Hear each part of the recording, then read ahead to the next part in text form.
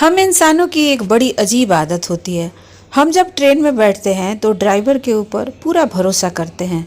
हम यकीन रखते हैं कि ये हमारे गंतव्य तक ठीक ठाक पहुंचा देगा। एरोप्लेन में बैठते हैं तो पायलट के ऊपर हम भरोसा करते हैं। बस में बैठते हैं तो ड्राइवर पे।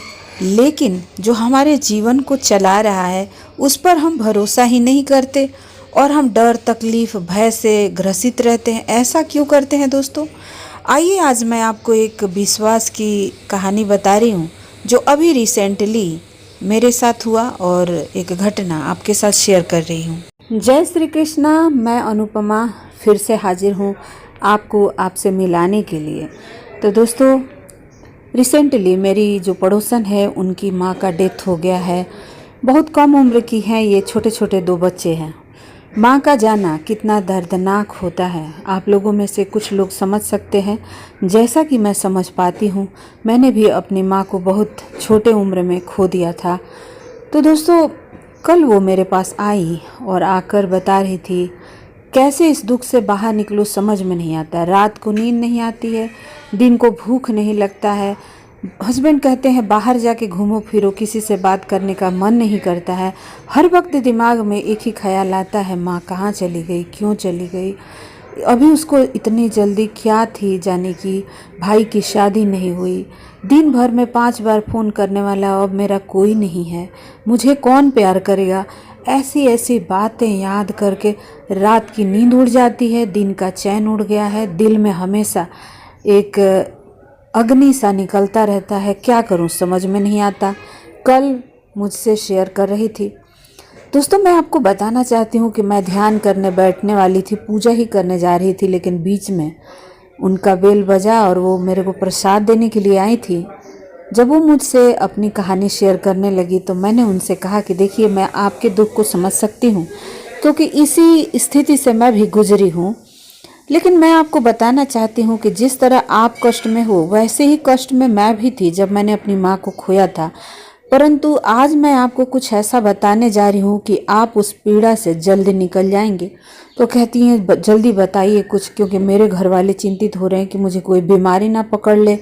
बच्चे भी परेशान हो रहे हैं कि उस मम्मी ठीक रहो, ये क्यों इतना नानी को याद करके दुखी हो रही हो। हस्बैंड इनके पास नहीं रहते, दूर रहते हैं, वो भी चिंता कर रहे हैं। तो मैंने कहा कि देखिए, आपका जो रिश्ता है वो भगवान के साथ सही तरह से बना नहीं है।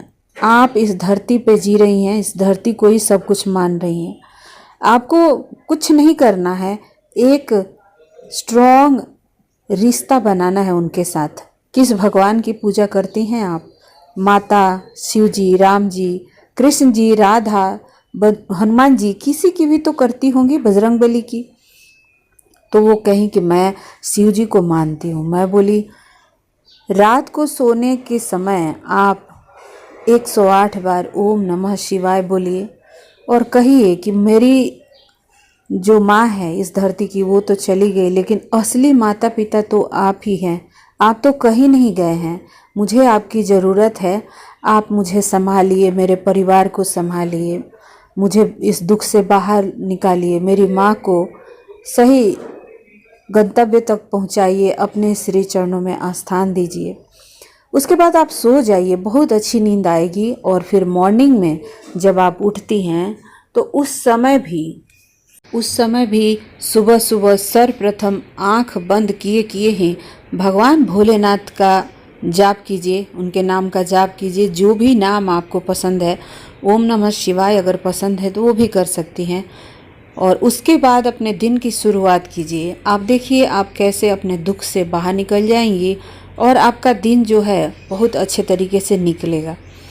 तो दोस्तों, इस तरह से जब उन्होंने किया तो वो मैसेज की थी कि मुझे बहुत अच्छी नींद आई और धन्यवाद आपका।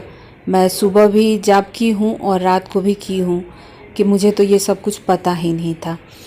तो दोस्तों, सभी को पता नहीं होता है, लेकिन यही सच्चाई है कि हमारा जो असली रिश्ता है वो उन्हीं के साथ है। और जब हम उनके साथ अपना रिश्ता बना लेते हैं, मजबूत कर लेते हैं, वो तो हमारी तरफ देख रहे हैं लेकिन हम उनके तरफ नहीं देख रहे हैं। हम तो उनसे जुड़े हुए हैं परंतु हमारी जो दृष्टि है संसार के तरफ है और जब हम उनके तरफ देखने लगते हैं तो वो हमें बाहें फैलाकर अपना लेते हैं और फिर हमें हर दुख तकलीफ़ से बाहर निकाल देते हैं। तो आपके जीवन में भी कहीं कोई परेशानी है तो एक स्ट्रॉन्ग रिश्ता बनाइए उनके साथ और देखिए कैसे वो आपके सभी समस्याओं से आपको निकाल देते हैं। मैं ये कहीं से पढ़कर नहीं बता रही हूँ, ये मेरे अपने अनुभव है जो मैंने बहुत सारे लोगों के साथ शेयर किया, जो अपने जीवन में इसका फ़ायदा उठाते हैं और अब मैं आपको भी बता रही हूँ, आप भी उठाइए। और मुझे बहुत अच्छा लगेगा कि आप अपने जीवन को सुंदर बनाएंगे, हर रोज़ बेहतरी की तरफ लेकर जाएंगे। तो अब हम आपसे लेते हैं विदा। Thank you so much video देखने के लिए। आप सभी का मंगल हो इसी कामना के साथ अब हम नेक्स्ट वीडियो में मिलेंगे। हमें दीजिए इजाज़त। Thank you so much.